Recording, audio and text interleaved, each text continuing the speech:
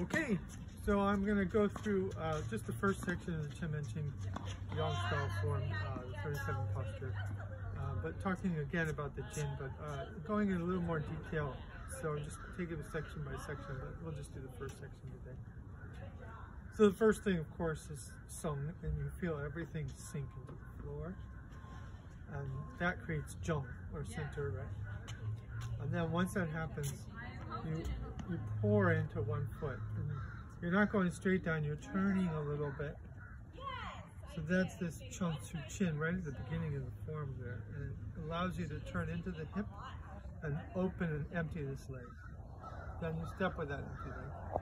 And then you do the same thing on this foot. You release this one, press down into this one, and then spiral into it to open this foot in. So that open spiral closes this foot in.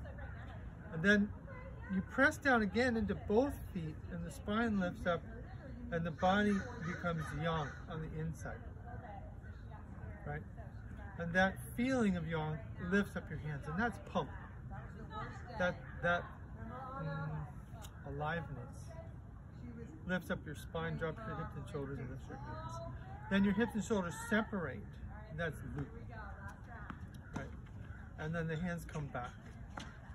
And then the hands press down now with an, because they go back into this pressing down into the feet. So really you have peng and lu and an, and even ji is implied there in the opening. But then you press down into the left and create the jin coming up, which lifts up this hand. Again, the spine lifts up the hand, which toes out the foot. Right? And then you press down into the right foot, and it makes this left hand scoop under the right.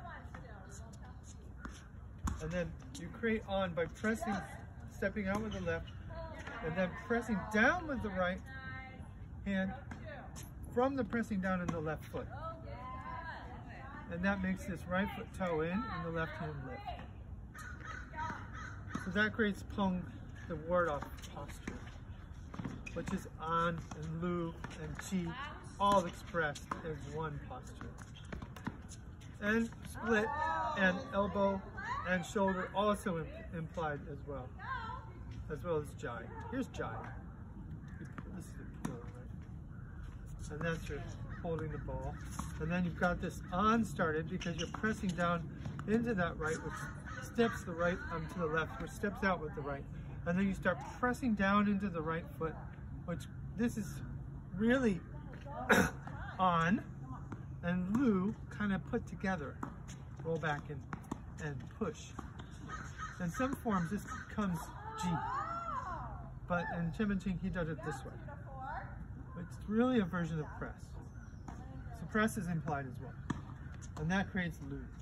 So press splits and it creates this lu, or splitting of qi, which is roll back. And that shifts you back, and that makes the right hand full, which means it goes down. It's got this an feeling to it. Right? A lot of forms really clear about that. He wasn't, he kind of did in between. And then the right, left hand circles, creates an, which that jin allows you to shift to the right. Or you can think that shifting to the right makes the an jin. Either way, same difference. And that creates press. Now they actually touch. And then that splits again. It becomes lu. Anytime you split something, it's lu or split, which are the two things the same. And that creates an. After split, you do an. And that creates this another aspect of anjin, which is this kind of downward feeling, pressing down with the foot heavy. And that creates this loop here with the left hand, which presses you down into the right and lifts up this ji with the right hook. So you have to feel the energy of those, not just the form. To do that, you have to press down and feel the release, create zheng, center. And then feel the ground, create an in the left hand. And then that creates a release in the right, which opens you up. And this is not really a posture, but some people call it embrace the moon. And then you step up into this left hand. And this is a form of rollback. You can see it clearly here. Roll back. And the foot comes back. And then you step out and you create on in this left hand. And lu in the right. Which this combination creates kao, shoulder. Then elbows implied right there. That's zhou. And then that creates white crane. So again, don't collapse the spine. Drop the hips and shoulders, lift the spine, tuck the chin. Then you create the internal pumpkin. Then you turn to the right by releasing the left hip more. That lifts up the right hand. Then you step out with the left foot and press down into that left foot, which makes this right hand do on. The left hand's doing split. You pick up the right foot and toe it out. Then go on to play guitar again, which is roll back. And then you turn to the right and repeat. You do another brush knee by stepping out. You press down into the left, and that makes this right hand full and on, heavy. Left hand light. And then you release the heaviness by shifting back. And again, you use the ground. You feel the ground, make a fist with your right as you press down into the left. You step out with the right, toe it out, and you shift to it. This is split. Yeah.